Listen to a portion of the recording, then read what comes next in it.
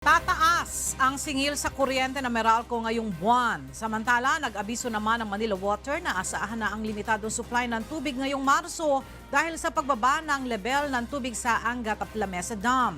Narito ang ulat ni Joan Nano. Higit 8 sentimo kada kilowatt hour ang madadagdag sa singil sa kuryente ng Meralco ngayong Marso. Ibig sabihin, kung ang isang customer ay kumokonsumo ng 200 kilowatt kada buwan, 18 pesos ang madadagdag sa electric bill. Tataas ng 27 pesos kung umaabot sa 300 kilowatt ang konsumo, 36 pesos kung 400 kilowatt at 45 pesos naman kapag umaabot sa 500 kilowatt per hour ang konsumo. Ayon sa Meralco, bunso dito ng pagtaas ng singil sa wholesale electricity spot market dahil sa manipis na supply ng kuryente sa Luzon at maintenance shutdown ng ilang planta. Bagaman hindi pa opisyal na pumapasok ang dry season, ayon sa Meralco, natural lamang na tumataas ang singil ng kuryente kapag panahon ng tag-init. The next 4 months, March, April, May, and probably towards the middle part of June, makikita na ho ninyo sisipa na ho yung konsumo. With that, you can expect electricity bills to go up as well dahil mas madami kang ginagamit na kuryente. So as demand increases and supply right now is a bit challenged because of the series of yellow alerts, then there will be definitely be pressure for prices to go higher. Sa pagtaya ng Meralco, inaasahang mas tataas ang demand ng kuryente dahil sa epekto ng El Nino, lalo na kapag sumapit ang buwan ng Mayo. Pero tiniyak ng Meralco na sisikapin nilang hindi magkaka-brownout sa mismong araw ng eleksyon. We are all planning na wag tayo magkaroon ng any adverse events. Pero we are also prepared for any possibility to ensure na hindi naman disrupted ang election. Samantala, nakararanas na ng mas mahinang pressure ng tubig simula kahapon ang libu-libong customer ng Manila Water dahil malapit nang umabot sa critical level ang tubig sa La Mesa Dam. Dito pangunahing kinukuha ng Manila Water ang supply ng tubig para sa kanilang mga customer. Ayon sa tagapagsalita ng Manila Water na si Jeric Sevilla, malapit nang umabot sa 69 meters na critical level ang tubig sa La Mesa Dam kaya't magbabawas sila ng supply. Kabilang sa mga lugar na maaapektuhan nito ang Marikina, Pasig, Taguig at ilang bayan sa Rizal. Unang-una, in-announce na ng Pag-asa na meron tayong El Nino. Kinakailangang mag-reduce tayo ng production. So ibig sabihin, medyo kulang yung yung supply. Tapos ngayon na malapit na sa critical level yung lamesa, may further reduction ka pa. So, ibig sabihin nito, medyo talagang tight yung supply natin. Magtataas naman ng singil sa toll ang North Luzon Expressway simula sa March 20. Sa open system na sumasakop sa Balintawak, Mindanao Avenue, Karuhatan, Valenzuela, Caloocan, May Kawayan at Marilao, Bulacan, dagdag na 10 piso ang ipapataw para sa Class 1 vehicle. 23 pesos naman sa Class 2 habang dagdag na 29 pesos sa Class 3 na mga sasakyan. Tataas naman ng 18 centavos per kilometer ang toll rate sa closed system mula Balintawak at Mindanao Avenue hanggang Santa Ines at Mabalacat City. 22 pesos ang madadagdag para sa Class 1 vehicles, 56 pesos kung Class 2, habang 67 pesos naman para sa Class 3 na sasakyan.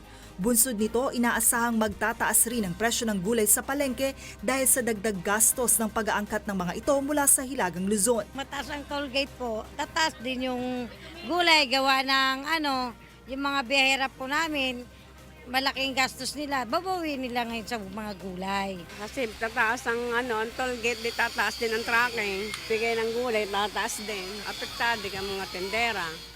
Joan Nano, UNTV News and Rescue, Pasig City. Samantala, pasado na sa Bicameral Conference Committee ang murang kuryente bill. Sakaling maging ganap na batas, makakatipid ang isang consumer ng 50 piso kada buwan sa kanilang electric bill sa unang taon pa lamang ng implementasyon nito. Narito ang ulat ni Nel Maribohok. Agad na nagkasundo ang Bicameral Conference Committee sa ilang pinagtatalo ng probisyon ng murang kuryente bill. Ang naturang panukalang batas ay direktang tutulong sa mga consumer upang mapababa ang singil sa kuryente. Ito ay sa pamamagitan ng paggamit ng mahigit 200 billion peso Malampaya Fund bilang pambayad sa utang ng National Power Corporation o NAPOCOR para sa stranded contract cost at stranded debts. Ang dalawang item na ito ang ilan lamang sa pinapasan ng mga consumer sa kanilang electricity bill. Kung makikita natin sa ating electricity bill, meron doon universal charges for stranded costs and stranded debts. So yun, mawawala ka agad yung buong universal charges. So ang makikita talaga ng ating consumers, yung 22 cents, disappear na po yan. And in case magkaroon ng increase, wala na pong increase because this Murang Kuryente Act already shouldered yung lahat ng increases na projected ng PISAM. Uutay-utayin ang pagbabayad sa utang ng Napocor na umabot na sa 466 billion pesos. Sa unang implementasyon ng Murang Kuryente Act, makatitipid ang isang ordinaryong tahanan na gumagamit ng 200 kilowatt-hour ng tinatayang hanggang 50 piso kada buwan. At kapag naipatupad ng buo ang batas at nabayaran na ang lahat ng utang, tinatayang nasa 170 hanggang 200 pesos ang matitipid ng isang pamilya sa kanilang buwan ng electricity bill. Lahat ay sasakupin ng panukala, mapa-residential, commercial o industrial ang koneksyon ng kuryente. Sa pagbabalik sesyon ng Kongreso sa Mayo ay inaasahang mararatipikahan ang Murang Kuryente Bill. Pagkatapos nito ay pirma na lamang ni Pangulong Rodrigo Duterte ang hihintayin upang ito ay maging ganap na batas. Nel Maribuhok, UNTV News and Rescue, Senate of the Philippines. Nanawagan si Vice President Leni Robredo na igalang at ipaglaban ang karapatan ng mga kababaihan kaugnay ng pagdiriwang ng International Women's Day sa Taguig City. Mula sa Taguig City, nasa telepono si Grace Casin para sa detalye ng balita. Yes, Grace. Lord, dumalo bilang panauhing pagdangal ngayong araw si Vice President Leni Robredo sa 2019 International Women's Day Summit. Sa kanyang speech, sinabi nito na kulang pa rin ang pagpapahalaga na binibigay sa mga kababaihan sa bansa. Anya, hanggat may kababaihang inaabuso at sinasaktan, hindi dapat maging kampante ang bawat isa. Nakakaalarma din naman noon na ang mga hindi akmang pagbibiro ng lider ng bansa sa mga kababaihan. Hinikayat nito ang mga mambabatas at mga ahensya ng pamahalaan na ipatupad ang batas upang maiwasan ang pang-aabuso sa mga kababaihan. Nanawagan din ito sa mga Pilipino na ipaglaban ang karapatan, lalo na ng mga kababaihan kasabay ng pagdiriwang ng National Women's Month. Flor?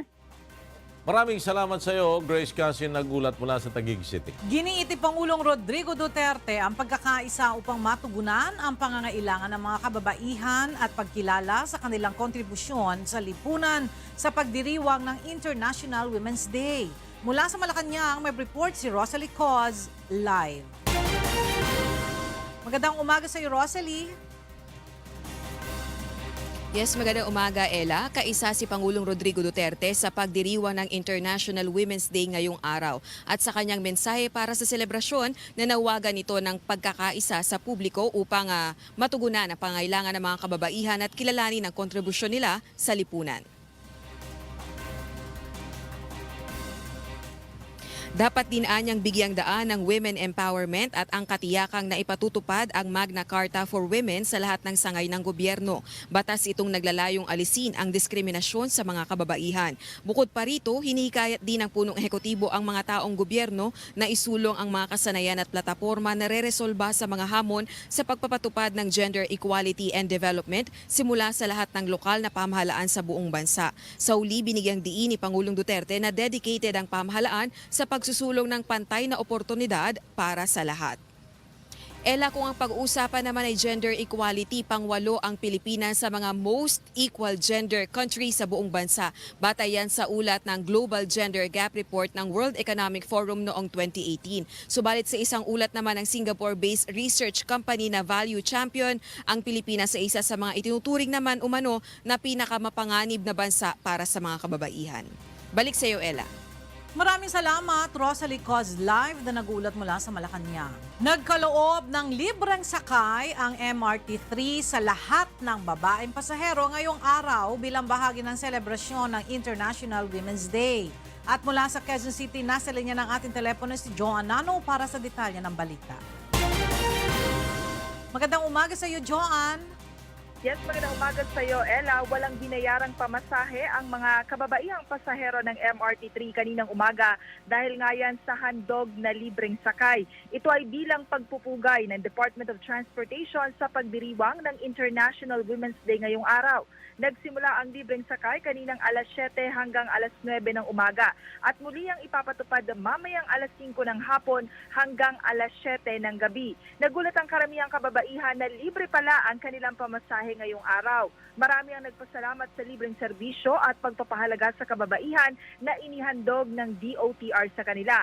Ang iba, laking tuwa dahil nakatipid sila sa pamasahe. Bukod nga sa MRT, may libreng sakay rin para sa kababaihan ngayong araw ang Pasig River Ferry System.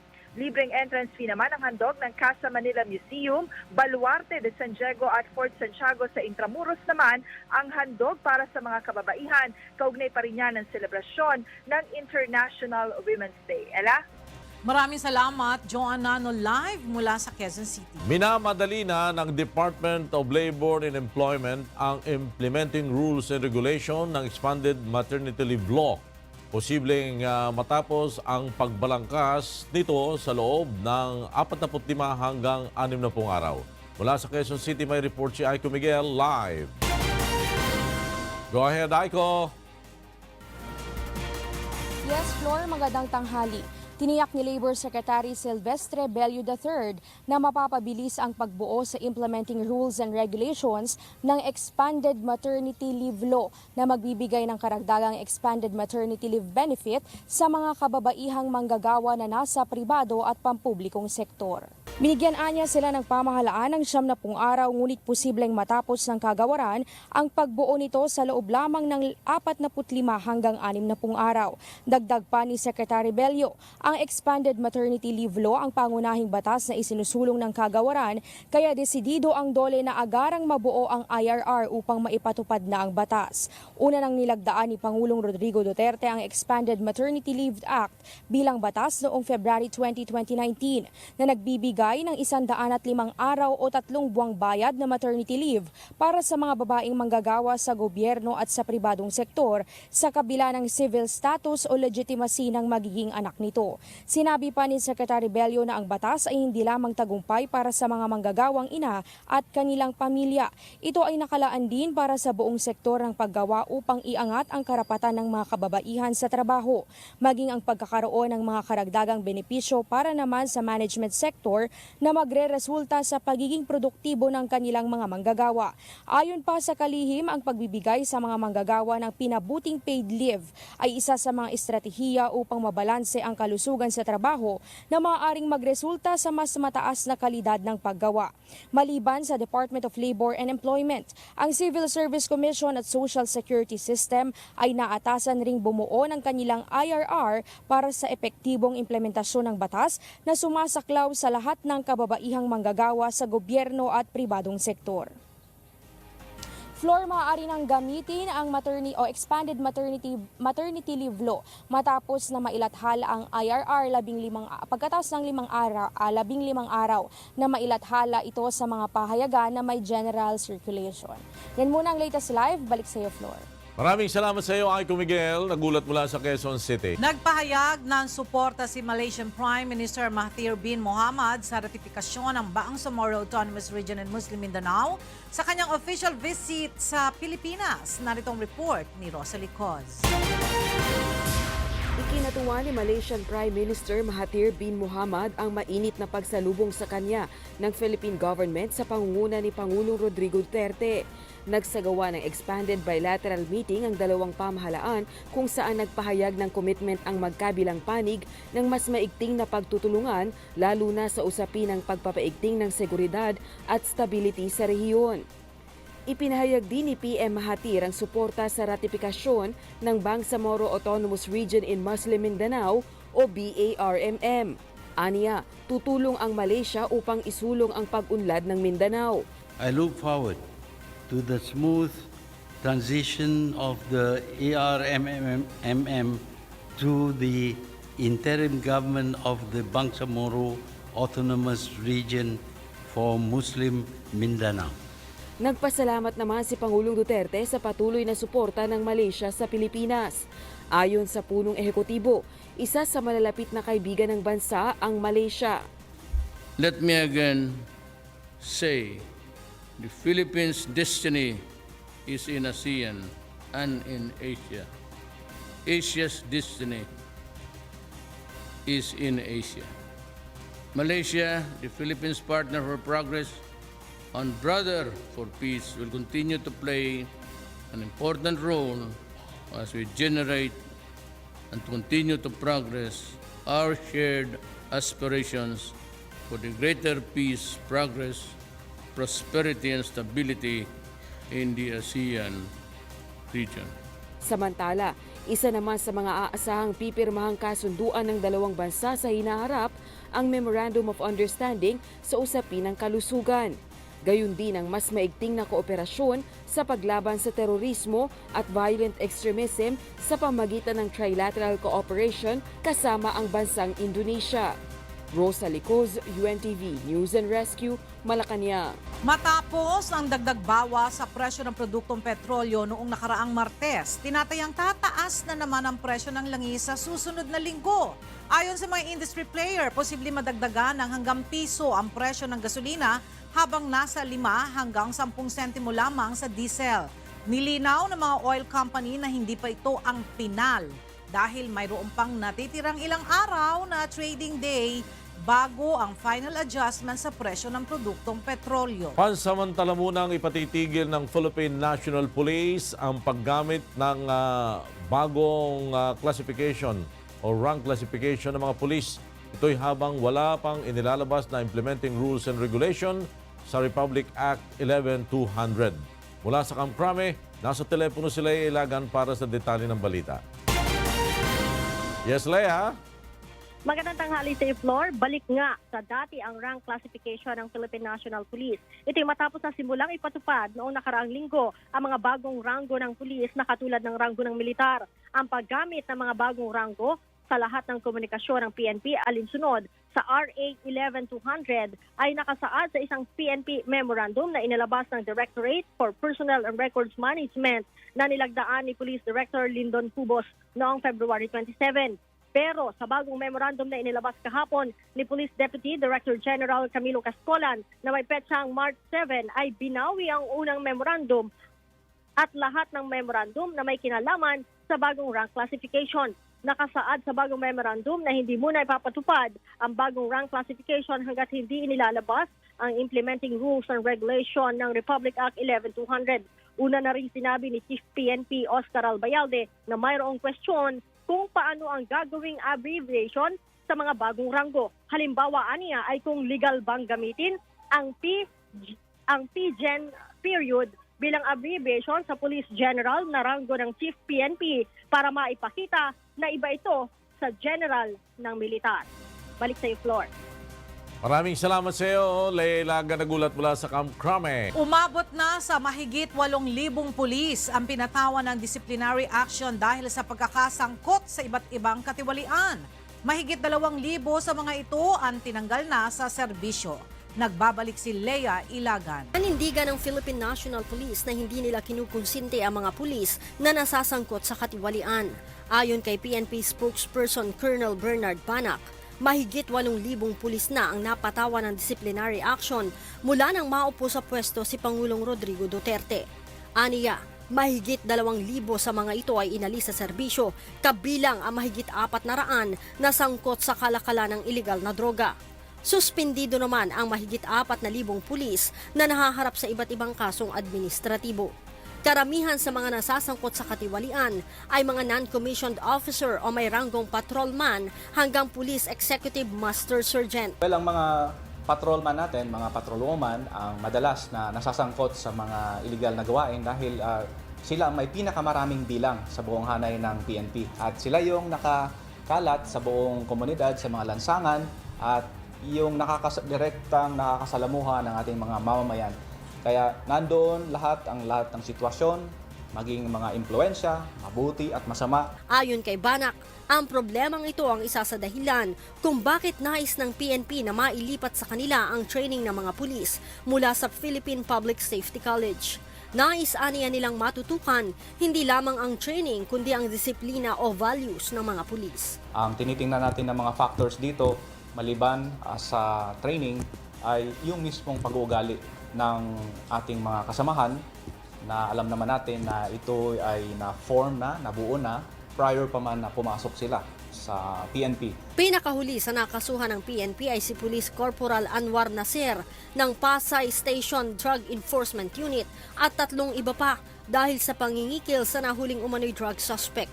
Ganon din si PO2 Marlo Kibete ng District Drug Enforcement Unit ng Eastern Police District na nanghingi din ng pera sa nahuling suspect sa illegal na droga. At ang 7 pulis sa Las Piñas na sangkot naman sa kidnap for ransom. Leia Ilagan, UNTV, News and Rescue, Campo Crame. Binigyang din ni Senator Panfilo Lacson na illegal ang mga impormasyon na nagmumula sa wiretap kahit ito ay galing pa sa mga dayuhan. Mula sa Senate, may report si Nel Maribohok, live. Yes, Nel. Flor, kinontra nga ni Senator Panfilo Lacson ang naging unang posisyon ng Malacanang na bunga ng wiretaps ang kanilang hawak na impormasyon. Kaugnay nga dito sa mga personalidad na sangkot sa illegal na droga. Inihalimbawa ng senador ang sitwasyon ng isang tao na bumili ng marijuana sa isang bansa na pinapayagan ito at dinala sa Pilipinas, ngunit naaresto dahil sa paglabag sa Philippine Dangerous Drugs Act.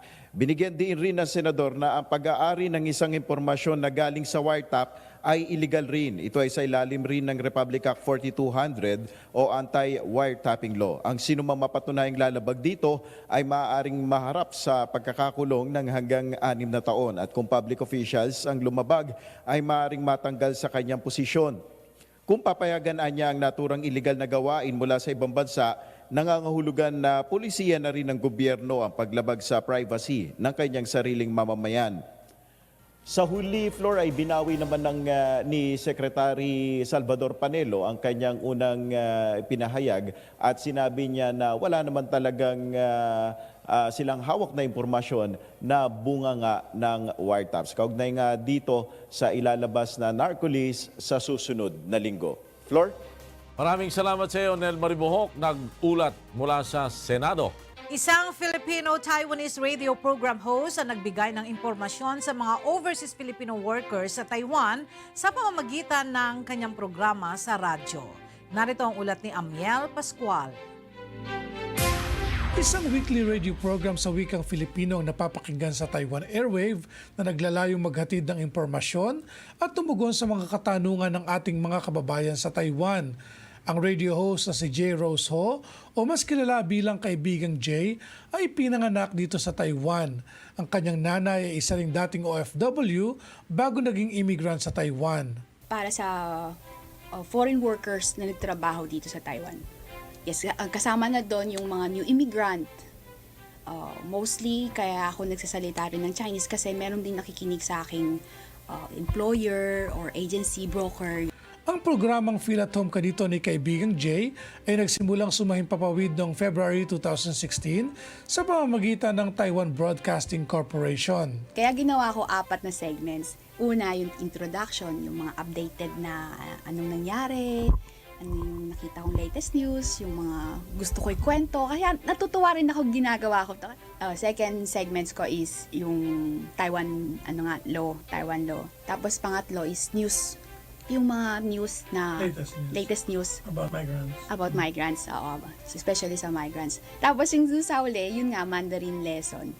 Ayon kay Jay, nakatulong sa kanyang dati niyang trabaho sa Ministry of Labor Help Hotline na 1955 upang mas may paliwanag niya sa kanyang programa ang labor law sa ating mga kababayan at kung paano ang dapat nilang gawin sakaling may mga problema sila sa trabaho. Dahil sa radio program ni Jay ay may mga kababayan tayong nabibigyan ng solusyon ng kanilang mga problema sa pamamagitan ng pagsulat sa kanya. Recently, yung sabi niya sa akin, pwede ba daw sila manganak dito sa Taiwan? Sabi ko, pwede naman, Ang masama nga yung nabuntis ka tapos papaalisin ka, papagpirmahan ka ng tawag dito, ng letter. Kasi meron ka naman meron kang rights. Kasama tayo sa Taiwan Labor Standard Law dito sa Taiwan. Kaya you are allowed to have yung tawag dito, mga anak, mabuntis, mga anak dito sa Taiwan. Bahagi rin ng programa ni Jay ang pakikipagkwentuhan sa mga kababayan natin sa Taiwan na tumutulong upang mas maipakilala sa mga Taiwanese ang ating bansa. Umaasa si Jay na sa pamamagitan ng kanyang programa ay mas marami siyang matutulungang mga Pilipino. Amiel Pascual, UNTV News and Rescue, Taiwan. Muling ininspeksyon ni Public Works and Highway Secretary Mark Villar ang mga nagpapatuloy na road construction sa Boracay. Mula sa Boracay, nasa linya ng ating komunikasyon si Vincent Arboleda, live. Magandang tanghali, Vincent. Yes, mga Auto Janice, ginlibo to Department of Public Works and Highways o DPWH Secretary Mark Villar ang mga ginaubra nga kalsada sa isla sa Boracay. Unang gin-inspeksyon ng sekretaryo ang managtapos ng road concreting sa 2.66 km Boracay Circumferential Road Section 1 o ang kalsada nga halin sa Cadban Jetty Port pakadto sa Elizalde area sa Station 1. Sunod naman naging lantaw ng Secretary Villar ang estado sang kalsada nga pag-aobrahan sa Phase 2 sang road concreting nga makit-an sa Station 1 hasta City Mall area. Yung Phase 1 halos tapos na, so we'll be formally inaugurating the Phase 1 within the end of the month. Tapos this month, sisimulan na rin namin yung Phase 2. Yung itong circumferential road papuntang hanggang City Mall. Suno kay Villar, isa ka nang rason kung nga man nagdugay ang concrete isang Phase 1 amo ang self-demolition sa pila ka building owners kag ang mga ginpaobra sa mga utility company sa Boracay. Ang Boracay Road Concreting Phase 1 may yara budget nga 490 million pesos, samtang 300 million pesos naman ang gintalan nga pondo para sa Phase 2 sang proyekto. Nasulod man sa road concreting ang pagkayo sa drainage system, bike lanes, softscape kag sidewalk with pavers kag mga street lights. Sa katapusan sa bulan paghiwaton ang inauguration sang bag-o lang matapos nga Phase 1 sang road concreting sa DPWH. Suno pa kay Secretary Villar, ginalauman nila nga matapos ang Phase 2 sang proyekto sa sulod lamang sa isa ka tuig. Kaginaan ng anay ang latest live, balik sa imo, Janice. Maraming salamat, Vincent Arboleda. The famed Japanese head massage spa Goku no Kimochi, which has a waiting list of more than 430,000 people, soft opened its first U.S. salon with a new name, Gu9, in New York on March 1. Bianca Chiano reports. Customers at the spa are treated to dreamlike images projected onto screens as they walk in. President of Goku no Kimochi, Atsumi Kaneda, had wanted to bring her salon to New York since she opened her first head massage spa 10 years ago. It took her 3.5 years to open the Midtown Manhattan location. We're focusing on the sleeping market here in New York like we do in Japan. I want to target people who are having difficulty sleeping. I think that New Yorkers have a lot of stress. I want to make this spa a place which can attract those people. And 10 years from now, it would be nice if New Yorkers say that their stress was reduced thanks to Goku's massage. Many clients fall asleep during the spa's most popular service, Zeko Suimin or Climax Sleep. The hour-long head massage is $150 US. It's quite literally a step away from the crowded and the noise and just a very peaceful place to be. It was so tranquil and very calming and relaxing, and I've been to a bunch of different spas before and gotten like many different treatments, but I haven't had one that's specifically massaging my head and shoulders, and it was so nice. Japanese IT specialist Taiji Imamura serves his many clients in Japan from New York and was feeling tired because of the difference in time zones. It was great. I couldn't remember much of it. I was actually sleeping, but very relaxing time. Kaneda, who was an accountant before opening her first salon, had trouble sleeping and couldn't find a head massage place that could help her. So she created Goku no Kimochi, or Goku's Feeling. The name pays homage to a character, Goku, from a famous Chinese legend who wears a constricting ring around his head. When the ring disappears, Goku feels peace, tranquility, and freedom, which is the feeling that Goku no Kimochi aspires to.